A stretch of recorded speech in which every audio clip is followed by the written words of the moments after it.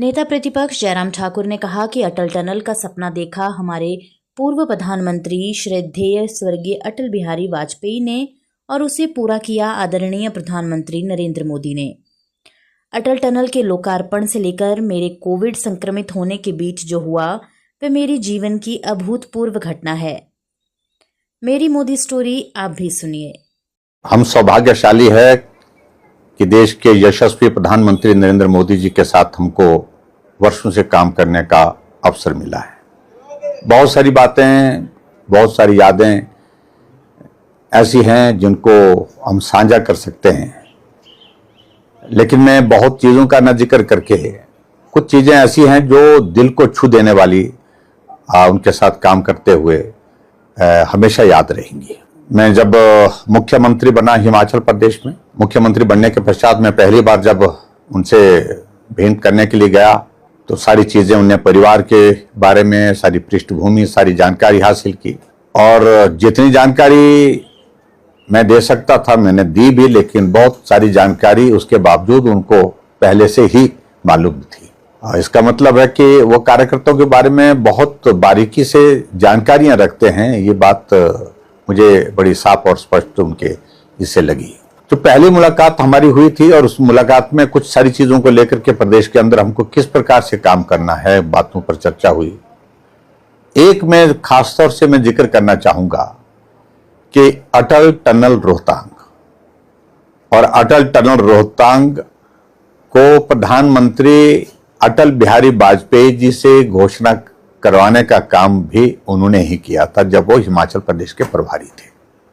मुझसे बात की कि अटल टनल रोहतांग में बहुत वक्त लग गया है, अब मैं कोशिश कर रहा हूं कि ये जल्दी काम पूरा हो जाए।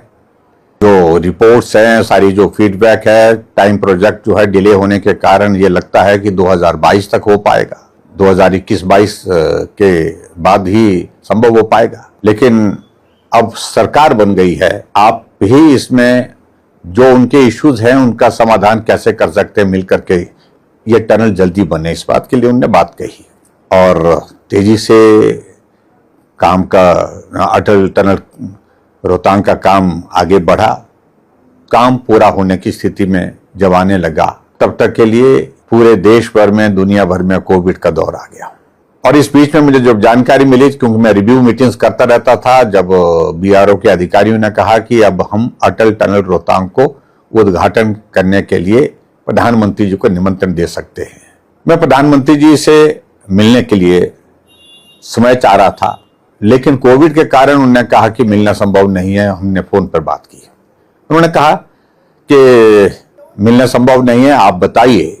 मैंने कहा जी अटल टनल रोहतांग बन करके तैयार है और हमारे ट्राइबल के इसमें एक व्यवस्था है कि 14 नवंबर के बाद हमारे दर्रे जो है, जो पासेज हैं जो है बंद हो जाते हैं, यानी कि रोहतांग दर्रा बंद हो जाएगा और हम चाहते हैं कि उससे पहले इस टनल का हम उद्घाटन कर लें ताकि उद्घाटन करके लोगों को सर्दी के मौसम में आने जाने की एक सुविधा मिल सके। उन्होंने कहा ये तो बात ठीक है, लेकिन कोविड का दौर है, होगा कैसे? तो मैंने कहा दूसरी बात मेरा आपसे निवेदन है कि टनल तैयार है उद्घाटन करने के लिए, आप वो वर्चुअली इनॉग्रेशन नहीं करेंगे क्योंकि सोशल गैदरिंग पर उस पर रोक लगी थी।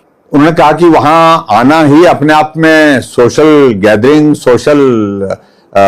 ये गैदरिंग के साथ साथ में जो कोविड प्रोटोकॉल का उल्लंघन हो जाएगा, बहुत मुश्किल है। मैं निकला नहीं कहीं भी किसी उद्घाटन के लिए, शिलान्यास के लिए अभी कोविड के इस दौर में नहीं निकला। तो मैंने कहा कि हम क्या कर सकते हैं इसमें, क्या ये संभव है कि आप हमको सोशल डिस्टेंसिंग के साथ छोटे कार्यक्रम की अनुमति दे दीजिए। उन्होंने कहा कि क्या चाहते हैं आप, किस प्रकार चाहते हैं? मैंने कहा कि हम चाह रहे हैं कि जो 200 लोगों की सोशल गैदरिंग, सोशल डिस्टेंसिंग के साथ हम गैदरिंग करें और पर्टिकुलरली एक जगह नहीं, हम कार्यक्रम, हम छोटे छोटे कार्यक्रम 3 जगह करेंगे। देखिए एक कार्यक्रम तो आपका अटल टनल रोहतांग का जहां इनॉग्रेशन होना है साउथ पोर्टल पर, वहां पर होना वो तो जरूरी है, वो तो ऑफिशियल प्रोग्राम होगा। लेकिन इस टनल से लाहौल के लोगों को बहुत बड़ा लाभ मिला है, सबसे बड़ा लाभ। और लाहौल में नहीं जाएंगे तो हमको इसका आनंद नहीं आएगा। तो निश्चित रूप से हमको एक कार्यक्रम हमको वहां से 2 किलोमीटर 2.5 किलोमीटर की दूरी पर सेसू पड़ता है, वहां करना है। 200 के करीब लोगों के साथ सोशल डिस्टेंसिंग के साथ करना है। और तीसरा कार्यक्रम, क्योंकि मनाली के बिना रोहतांग के इस टनल की हम कल्पना नहीं कर सकते थे। अटल जी ने अगर इसका जो भूमि पूजन का काम भी किया था वो भी मनाली में किया था। तो तय हुआ कि सोलंग नाला में एक कार्यक्रम वहां पर करेंगे। उन्होंने कहा कि आप बना करके दीजिए, रफ्सा खाका बना करके। मैंने तीनों चीज़ों का बना करके दिया और मैं सचमुच में भूल नहीं सकता। पूरा देश कोविड के उस दौर में से गुजर रहा था, लेकिन मोदी जी ने मुझे सख्त आदेश के साथ कहा 200 का मतलब 200 लोग होना चाहिए। कोविड प्रोटोकॉल में सिर्फ छूट सोशल डिस्टेंसिंग के साथ 200 लोगों को दी गई है। इससे ज़्यादा हो गया तो फिर मैं बिल्कुल आपको माफ़ नहीं करूँगा। मैंने कहा ठीक है। हमने 200 लोगों की चेयर तीनों जगह अलग अलग स्थान पर, साउथ पोर्टल पर भी जहां इनॉग्रेशन होनी थी, उसके बाद नॉर्थ पोर्टल में जहां शिशु है वहां पर कार्यक्रम रखा, वहां पे 200 चेयर वहां लगाई और 200 चेयर हमने मनाली के सोलंग नाला में लगाई। मोदी जी आए और कार्यक्रम हुआ, अच्छा हुआ, भव्य कार्यक्रम। मतलब पूरे देश भर में उस कार्यक्रम का प्रसारण भी हुआ, लाइव भी हुआ। और मोदी जी पूरा टनल के अंदर पैदल भी चले, पैदल के साथ गाड़ी में एक कोने से दूसरे कोने तक 9 किलोमीटर उस गाड़ी में चल करके वहां पर पहुंचे, खड़े चलते हुए। तो एक आनंद की अनुभूति थी। दूसरे कार्यक्रम के बाद मोदी जी चले गए। दूसरे दिन मुझे ऐसा लग रहा था कि मेरी तबीयत को ठीक नहीं है। और हालांकि RT-PCR के जो सारे टेस्ट किए थे उसमें मैं नेगेटिव था, लेकिन जब तबीयत खराब थी तो मैं जब शाम को मनाली से शिमला पहुंचा, शिमला पहुंच करके मैंने डॉक्टर को बुलाया कि मैंने कहा बुखार महसूस हो रहा है और सारे शरीर में दर्दें हो रही है, बहुत जोर से हो रही है। शक उसी तरफ जा रहा था कि कहीं मैं खुद कोविड पॉजिटिव तो नहीं हो गया। लेकिन डॉक्टर आया, उनने मेरा टेस्ट कराया, जो रैपिड टेस्ट करवाया, तो उसमें उसी वक्त उनने देखा कि आप कोविड पॉजिटिव हो गए हैं। फिर भी उसके बाद डॉक्टर ने कहा कि इसको हम नहीं मानते हैं, तो आप ऐसा करिए RT-PCR करवाना होगा। तो उसका वो टेस्ट भी करवाया, जिसकी रिपोर्ट दूसरे दिन आई। और दूसरे दिन जैसे रिपोर्ट आई, मैं बहुत बड़ी चिंता में पड़ गया कि मैं प्रधानमंत्री जी के साथ पूरा दिन रहा हूं।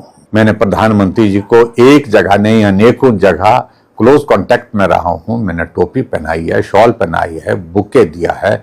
मैंने बहुत सारी बातें नजदीक कुर्सी पर बैठकर उनके साथ की है। मुझे कोविड हो गया तो मेरी वजह से कहीं प्रधानमंत्री जी को ना हो जाए, ये मेरे लिए बड़ा चिंता का विषय बना। मैं अपनी ओर से प्रधानमंत्री जी को बताऊं, वहां जानकारी दूं कि मैं कोविड पॉजिटिव हो गया, तो ये भी उचित नहीं लग रहा था, ये भी मुझे बड़ा लग रहा था।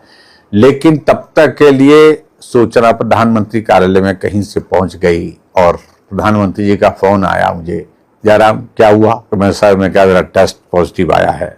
मैं बहुत बड़ी चिंता में हूँ, परेशानी में हूँ कि कल हम इकट्ठा थे, कहीं आप हमारी वजह से जो है कोविड के इस कांटेक्ट में जो है वो संक्रमित ना हो जाए।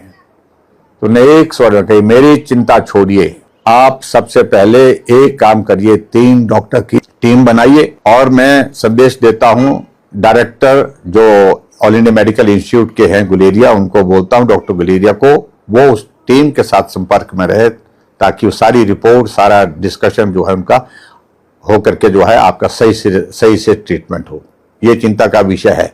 मेरी चिंता छोड़िए, मुझे कुछ नहीं होता है। तो मैं एकदम बहुत भावुक भी हो गया। मुझे प्रधानमंत्री जी कह रहे हैं कि आप मेरी चिंता छोड़िए, और मुझे लग रहा था कि ऐसी स्थिति होगी तो मैं जिंदगी भर अपने आप को दोषी महसूस करूंगा, ऐसा लगा मुझे।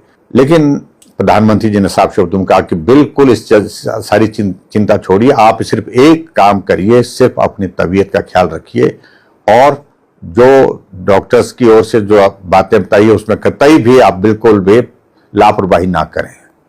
काढ़ा लें, और कुछ चीज़ों का जिक्र किया, 2-4 चीज़ों का उन्होंने जिक्र किया, ये लेना उपयोगी बताया गया है डॉक्टर के द्वारा, तो हमने सारी चीज़ों का सेवन भी किया। तीसरे दिन फिर से मुझे प्रधानमंत्री जी का फोन आया, कैसे है तबीयत? तो मैंने पूरी जानकारी दी कि पहले से थोड़ा बेटर हूँ, लेकिन है अभी तक थोड़ा तबीयत खराब है। लेकिन आप बिल्कुल सारा काम छोड़िए, बिल्कुल एक काम करिए कि आराम करिए और पूरा दवाई का सेवन करिए।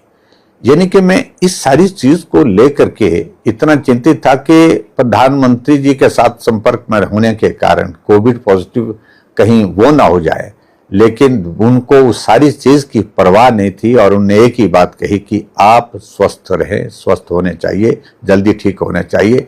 इसके लिए जैसे परिवार का मुखिया एक परिवार के सदस्य की चिंता करता है, उस प्रकार से चिंता की। मेरे लिए वो बहुत ही भावुक पल था। वीडियो से जुड़े रहने के लिए धन्यवाद। हमारे चैनल को सब्सक्राइब कीजिए अभी।